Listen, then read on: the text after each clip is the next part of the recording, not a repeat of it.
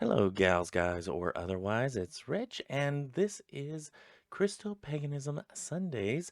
And this week, I wanted to kind of talk about creation myths and creation mythos uh, throughout, uh, you know, human religious experiences and whatnot, human, spiritual practices. So, the one I'm going to cover today comes from, you guessed it, one of the most prominent ones. It's the Christian version, the predominantly recognized Christian version from Genesis chapter 1. And I was going to do this as a Christian and Gnostic comparison of the two. However, I am still trying to learn um, the Gnostic creation myths and whatnot, and I kind of wanted to get that down pat and make sure that I knew exactly what I was talking about and knew exactly uh, how to word it in my own way that I could explain it. And in order to explain it, I have to know exactly for myself what that entails before I try to reiterate it to you. Does that make sense? So, anyway, I've read the Genesis creation mythos, and the reason I use mythos is not necessarily to say that it's not true, it's not factual, it cannot be true for somebody's uh, personal cosmology. However, scientifically, we know that it's probably most likely not true. But that doesn't mean that we can't glean a lot from just even this one chapter written in a sacred text. And I want to take this approach on with several different creation mythos that are out there, and maybe even create my own. I think that would be fun. Even just creating a mythos of my own, um, and having a creation mythos as part of that creation in my own mind. Not necessarily saying I'm creating my own religion, but just saying I think it would be fun to hypothesize about, you know, what made a tree grow and how did that happen and where did that come to life and how did that become a thought? Stuff like that.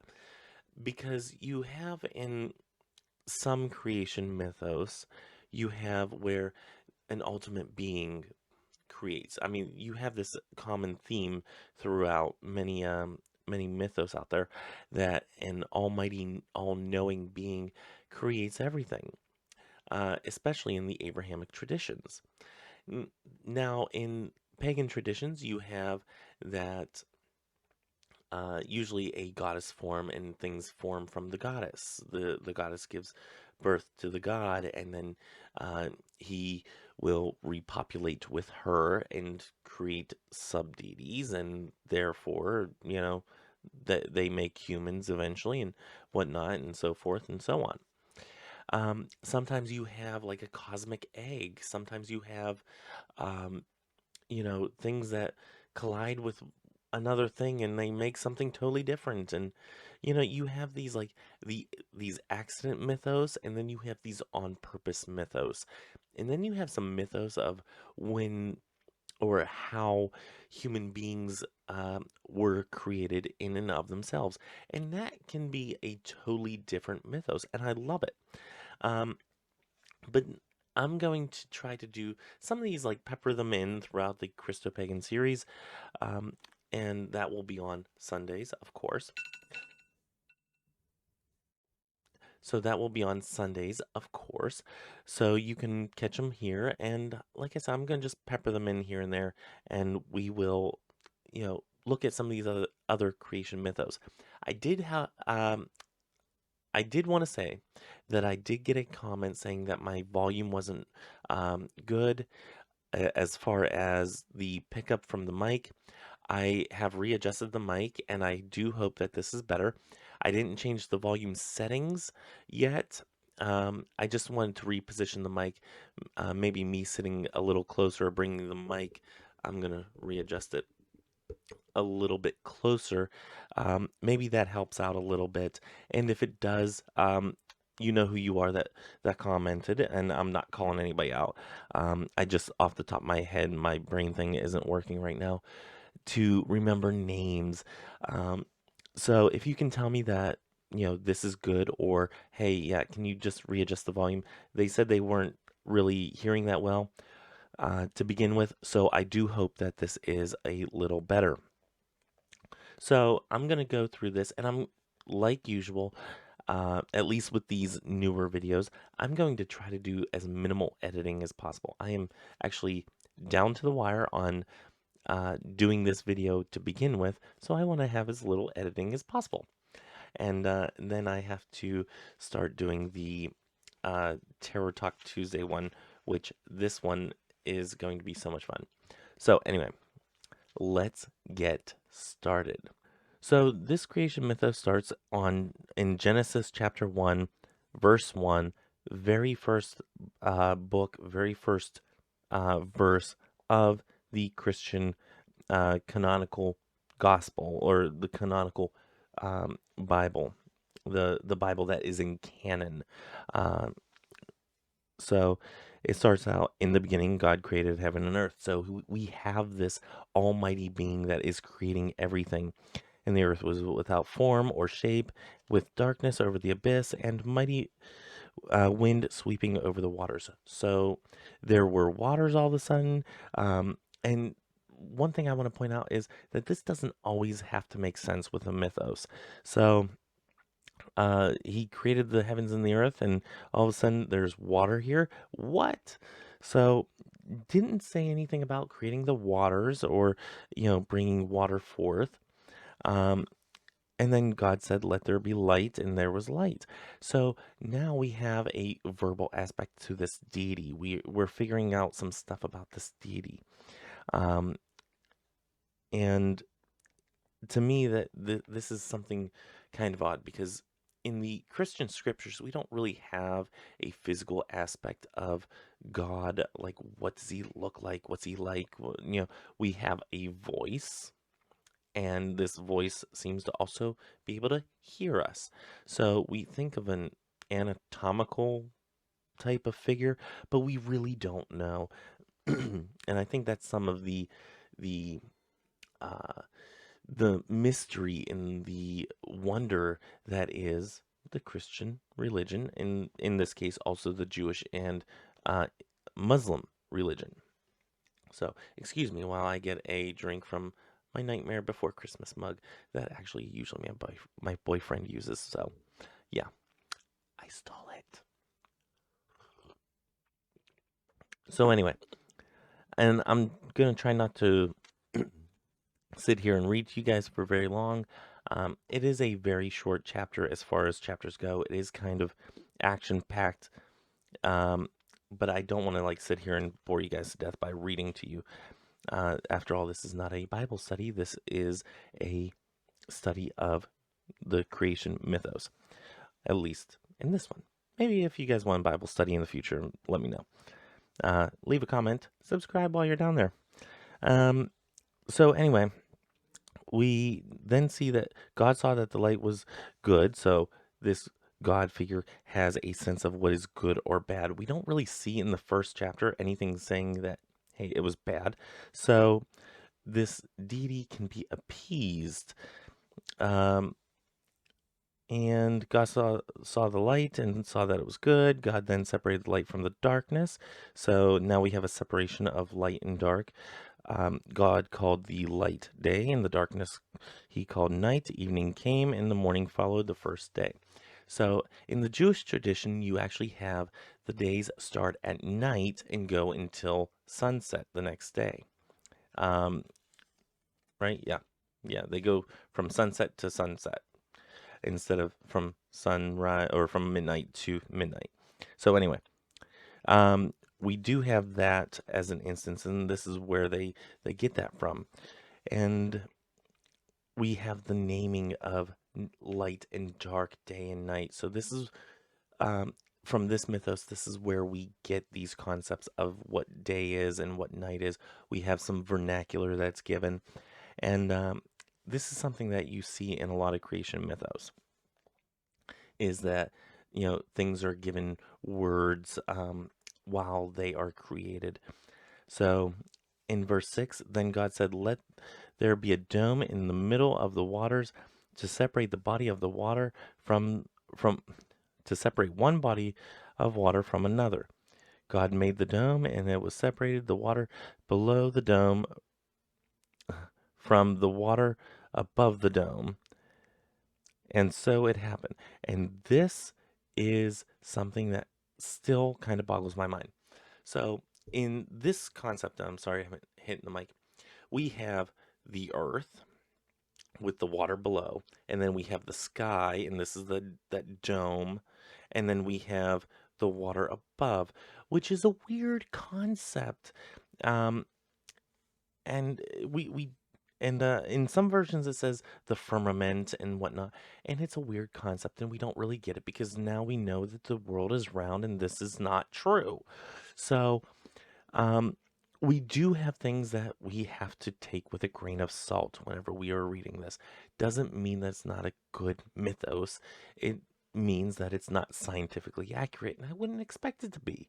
I mean, come on, this thing was written a long time ago. We didn't know the Earth was even round back then, so let's cut them a little bit of slack.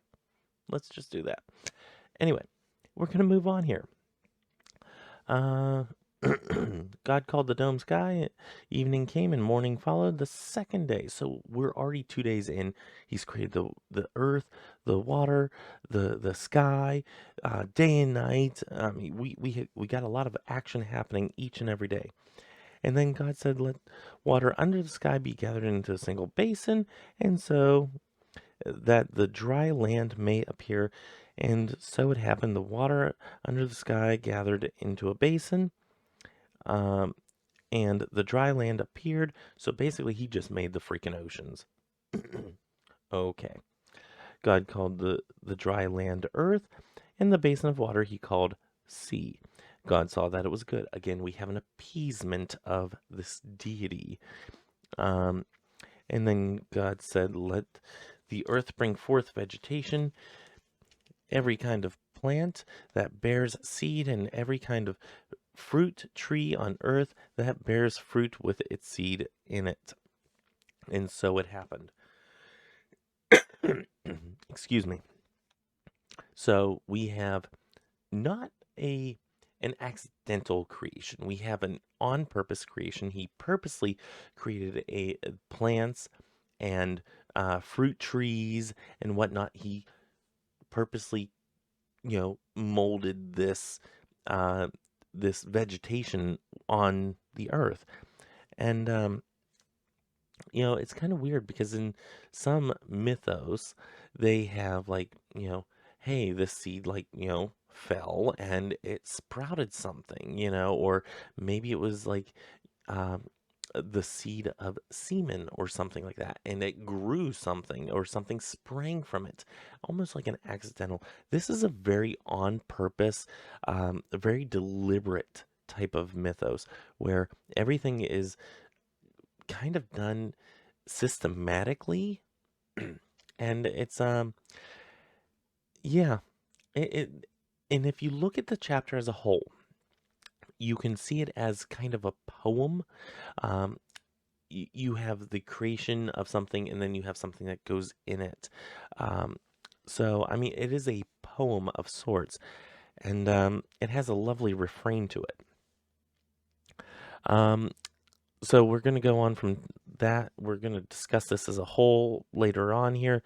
The earth brought forth vegetation, every kind of plant that bears seed, and every kind of fruit that bears fruit, and with its seed in it. God saw that it was good. Evening and morning followed the third day, so 3 days down.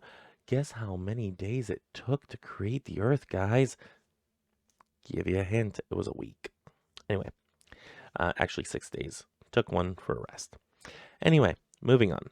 Then God said, "Let there be lights in the dome of the sky, and separate to separate to separate." See what happens when I try to read fast? To separate day from night. Let the mark Let them mark the seasons, the days, and the years, and serve as lights in the dome of the sky to illuminate the earth. And so it happened. So he just created the freaking stars and planets and everything outside of this upper firmament area, which is, again, kind of weird to us because we know that's not how it happens. Now, if you think of it like an atmospheric dome, I guess you can say that, but still not really how it's described here. But then again, it also doesn't go into a lot of detail. So we're gonna just move on from that because it's kind of hurt my brain thing. Um, let's go on and where did we go? Where did we go? And serve as lights in the dome of the sky to illuminate the earth. And so it happened. God made two great lights, the greater one to govern the day, and the lesser one to govern the night, and the stars. God set them in the dome of the sky to illuminate the earth, to govern the day and the night, and to separate light from the darkness. God saw that it was good. Evening came, and morning followed the fourth day. So, okay, let me get this straight.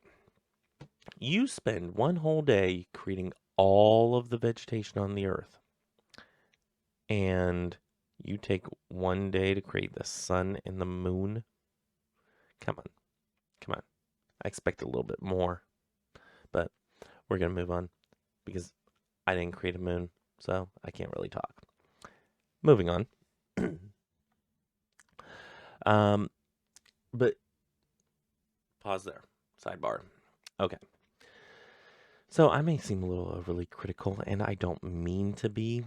It's just that if we're looking at this with a critical eye, you know, some of it is fantastic and great, and he does a lot of work. This deity figure named only God in the English translation, and then in some of the days, he kind of like slacks off a little bit. Like, okay, you created all vegetation, and then you just created the moon and the sun in one day. It kind of seems sometimes anticlimactic, but um, and I may seem overly critical, and it's not that I don't love this mythos because I think it is great, and I think there's a lot to learn, which I will get to, and which I will cover here in a minute. Whenever we finish this little chapter, after all, it's only 31 verses, so it's not that bad. Actually, I'm going to go into the second chapter, just a couple verses, just a little bit. So we're going to cover a little bit of that. But I also wanted, hold on, train of thought. Hold, please. Okay. I may seem overly critical, like I was started to say. I may seem overly critical about this, and I do think this is a good, solid cosmology for a faith that is of the chosen people. Do I think it's fit for everybody? No. Am I going to have a little levity with this? Absolutely. Because after all, this may or may not be what I choose to believe, and I don't want to disparage somebody else's beliefs, but I think that having a little levity with a religion is still a good thing. Not taking ourselves so seriously, and to be quite frank, I think Jesus would have a little bit of a sense of humor. I think so. And the reason I say this is because how easy would it have been for him to gather a following of individuals that would carry on his legacy after he was crucified and taken up into heaven, after he rose again, all that stuff? How would he have had such a following to keep these people there if he didn't have a little bit of levity? People who are charismatic uh, make people laugh, they make people think, they make people cry. They hit them in the heart. Sorry, they hit them in the heart, and they make them feel. And one of the ways to make somebody feel is to make them laugh a little. Excuse me. Let me get a little drink here. So I think it would be appropriate to have a little levity with a creation mythos, especially one that we know isn't true, scientifically speaking. Scientifically speaking, most creation myths, unless yours is talking about primordial ooze and whatnot, is not accurate scientifically. However, it doesn't mean that it doesn't need to be discussed and doesn't need to be studied and picked apart and enjoyed in every little morsel. Anyway, another thing that I wanted to discuss on the sidebar is here you can see the refrain of he just made the sky and now he's putting something in it and it was good and then this day is done. So we have these similar refrains of, hey, I built something and now I'm putting something in it. And you'll see this more and more in the chapter as you start looking at this chapter in and of itself. So starting at verse 20, we shouldn't have that much longer to go here. Then God said, let the water teem with abundance of living creatures on the earth, and let the birds fly beneath the dome of the sky. God created the great sea monsters and all the kinds of crawling living creatures with which the water teems, and all kinds of winged birds. God saw that it was good, and God blessed them by saying, be fertile, multiply, and fill the water of the seas, and let the birds multiply on the earth. Evening came and morning followed the fifth day. Okay, see, this is what I'm talking about, guys. He just made the sun and the moon and stars. Big deal. Now he made all of the creatures in the water and the birds. Come on. I think he's holding back on some days. Just saying. Okay, verse 24. Oh wait, did we already do that? No. Okay, verse 24. Then God said, let the earth bring forth every kind of living creature, tame animals, crawling things, and every kind of wild animal, and so it happened. God made every kind of wild animal, every kind of tame animal, and every kind of thing that crawls on the ground. And God saw that it was good, and then God said, let us make human beings in our image, after our likeness. Let them have dominion over the over the fish of the sea, and the birds of the air, and the tame animals, all the wild animals, and all the creatures that crawl on the earth. Ugh. Anyway, so, hold on. God created mankind in his image, and in the image of God he created them. Male and female, he created them. God blessed them and said to them, be fertile and multiply, fill the earth and subdue it. Subdue it? Seriously? Okay, moving on from that. We'll come back to that. Have dominion over the fish of the sea, the birds of the air, and the living things that crawl on the earth. God said, see, I give you every seed-bearing plant on all the earth, and every tree that has seed-bearing fruit on it, to be your food, and all the wild animals, all the birds of the air, and all the living creatures that crawl on the earth. I give all the green plants for food. And so it happened. God looked at everything he had made and found it very good. Evening came and morning followed the sixth day. I wanted to stop on the sixth. Okay, so let's look at what we have on the sixth day. A lot of shit. So he is kind of overcompensating. Like, it feels like he didn't do enough the first, like, couple days, and like he kind of slacked off the first couple days, and then he like went, oh crap, I'm gonna try to tell this story in like 6 day time period, and then I take one day off, because I happen to like the number 7 for some odd reason. So he's like, okay, well, I slacked off the first like 3 days, and the fourth day, I'm like, okay, well, I'll shove a whole bunch of fish in there and birds and whatnot. And then, like, the sixth day, it's like, oh, crap. I'm gonna need something to like have dominion over this earth and subdue it. So let's make something in our image. So a couple things I want to point out here. For one, it seems like he was slacking the first few days. Could have worked harder. Could have had a steadier pace. First thing. Um, and in explaining all that, I probably got the days mixed up. Doesn't matter. You know, this is all in fun and in enjoyment. So take it with a little bit of levity. Um, just saying, I think he could have worked harder the first couple days and not worked himself to death on the last like 3. Anyway, um, I want to draw your attention to the 26th verse. Then God said, "Let us make human beings in after our likeness." It's pluralized.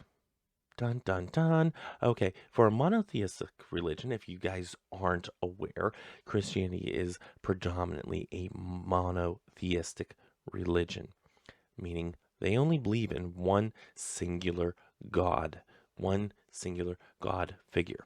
Now, some people explain this way by saying, well, it's God in 3 parts. It's God the Father, God the Son, God the Holy Spirit, which of course in nobody's patriarchal mind couldn't mean that this Holy Spirit is a female, because no, a spirit does not have gender. But then again, this God also doesn't have a body, a form that we are told of. He exists as a voice, so we don't know that this God figure is a man to begin with. So who really knows? Anyway,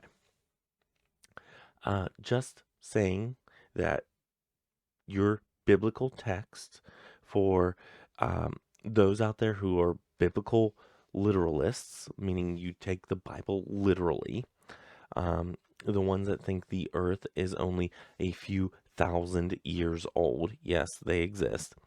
Um, for those out there that believe in a flat earth theory, yes, they are out there. They exist. It's very sad. The flat earthers have a convention and people all around the world come to see it. But if you're taking this text seriously and literally, you will see here that this God figure is pluralized. And nobody ever draws attention to it. They kind of try to explain it away as, well, it was God in 3 persons. Well, now you're trying to explain it away. Is that what that says? Because to me, that's not what that says. And you have no basis of backing that up besides what the church tells you. So, way to think for your mind, sheeple. Moving on. Little gripes and complaints I have here. Where God said, this God figure says to man, where did it go? Where it said, be fruitful and multiply, fill the earth and subdue it. Like have dominion over it and subdue the earth as if the earth were a thing and that you could just, tame and bend to your will. I'll tell you what. You try to tell the ocean what to do. I really want you to try that. Because if you believe that you can subdue the earth, you try subduing that ocean. See how that turns out for you. Overall, I'm going to just read the last 4 verses here, or the first 3 verses of the second chapter, because it'll finish out the week, and I want to have a finished out week. So, chapter 2 starts with, "Thus the heavens and the earth and all the array were completed on the 7th day. God completed the work he had been doing. He rested on the 7th day from all the work he had undertaken. God blessed the seventh day and made it holy, because on it he rested from all the work he had done in creation. Okay, so let us, excuse me, let us discuss some of the things that we are seeing here in this chapter of chapter number 1 in the first 3 verses of chapter number 2. Um, really, if it were up to me to renumber the Bible, I would just like take those like 3 verses there, and I'd put those in chapter 1 because it doesn't make any stinking sense to have it in chapter number 2. Personal gripe and complaint. Sorry. So what can we take away from this? Again, I do love this creation story. This creation mythos is a good, solid one that many people believe, and I'm not begrudging that one bit. Like I said, I want to have a little bit of levity with this, because sometimes we shouldn't take ourselves so seriously, and the belief systems that we have, we shouldn't take so seriously. Because I think whenever we get too serious and we take ourselves uh, and these mythos, when we take them too seriously, dangerous things can happen. So I did want to start off by saying that. So what can we learn from this? Uh, a couple things. For one, uh, there should be a time for rest, a time for respite, a time for coming into ourselves and just decompressing, just kind of, sloughing off the week and letting that go by, you know, decompressing and just relaxing for a little bit is something that even a deity figure will need to do from time to time.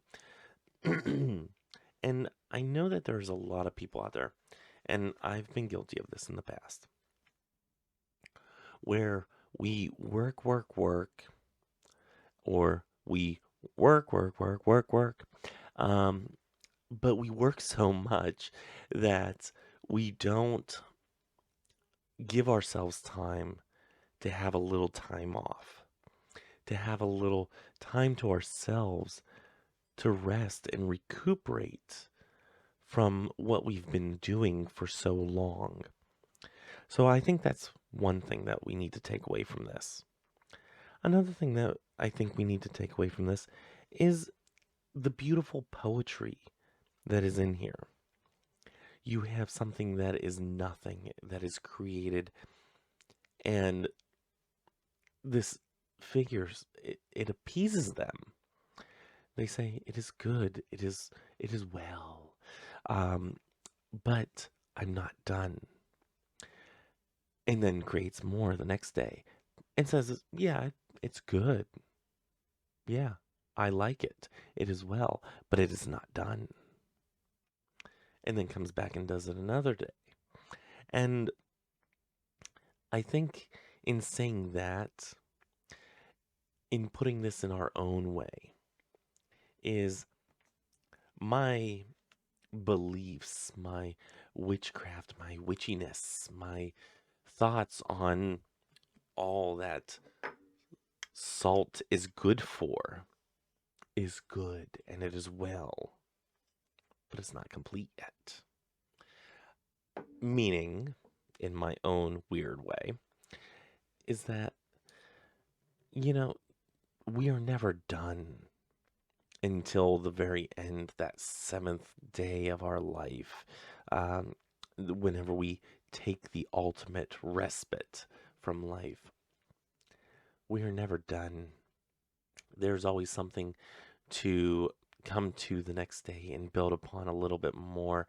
And I think that's so true in like for the Christo-Pagans out there, or even the pagans that are listening to this, you know, for anybody that is witchy in nature or has a spiritual belief of any kind, I think this is important because there are some people that get stagnant in their belief. I've done it. I've been there. I've done that. Um, but there are so many of us that we grow stagnant in our belief system and we don't know what else there is to do. And we know that there might be something out there that we need to build on, that we need to further for ourselves, but we don't know what it is. And sometimes it's something like, oh, okay, I'm watching somebody on YouTube and they give you an idea. And sometimes it's having a conversation with a close friend that they give you an idea. And sometimes it's, something whenever you're meditating or in prayer, if you do prayer, whenever you're doing a tarot reading, if you are a tarot reader, maybe that's something that comes up into your mind and it's like, hey, I never really studied salt. Maybe I should, or maybe I haven't looked at salt in a while, and maybe I should look into that a little bit more. If you didn't notice, I didn't take the salt off my desk since I did the salt video this past week. But anyway, um, that there's always something that I haven't gone to that in a while. Maybe I should reacquaint myself with it. Maybe I can build off of that. Maybe there's a certain little spell work that I can do. Maybe I don't need it now, but maybe one day I'll need it in the future. Um, having a salt protection to put around the home, maybe that's not something I need right now, but maybe that's something I need in the future. And it would be okay for me to come up with a ritual to make this. Something that aligns with my faith, my belief, and you know, my own poetry to it. And so our practice is not complete. We may have said it is good, it is well, but it's not complete. So I wanted to kind of go into that and, just read this little creation mythos and see what kind of little sparklets came up for me and what I gleaned from just reading one chapter. And I'm kind of surprised about some of the things that came from this. And I'm kind of loving this. Um, if you guys want to do like a sacred scripture reading in the future, besides the um, Christopher Penzak book study, The Inner Temple Witchcraft, which I do not have right here at my disposal to pop up in the, and show you guys. But if you guys want to join me for a book club on sacred texts like the Bible, I am currently also reading through the Nag Hammadi texts and finding them very confusing and very fascinating, and I'm loving every minute of it. I really am. Um, it is confusing and a little um, clouding of my brain thing, but I'm absolutely loving it. So I'm a little bit more versed with biblical texts and whatnot. So maybe we would start there, and maybe then we go to the Nag Hammadi codices, um, and go through some of those books there, and maybe some other sacred texts along the way. I have a Book of the Mormon, or Book of Mormon. I have, oh, what else do I have up there? I have a lot of books, guys. Um, but anyway, getting off topic. If you would like to do sacred texts as a study, that would be fascinating, and I'd love it. Let me know by leaving a comment below. My voice is starting to go right now because I just rambled on for about 40 minutes without really taking a break to, break up the video and all that. And, I think I only have one little thing that I wanted to edit out of this video. And we'll see if I even do that. But probably will. Anyway, Uh, Probably not even gonna watch most of this back. Just gonna edit that little part out that I remember to, and that's about it. So, if you guys enjoyed this little rant and you know review of the creation mythos for Christianity, let me know by leaving a comment below. And join me on Tuesday for Tarot Talk Tuesday. We are going through the Ace of Swords. We're going to be picking this apart and we're going to be having a little fun with it and we're going to absolutely love it. Anyway, I'm going to leave you guys now. Until next time, may you have love, hugs, and ladybugs. Bye bye.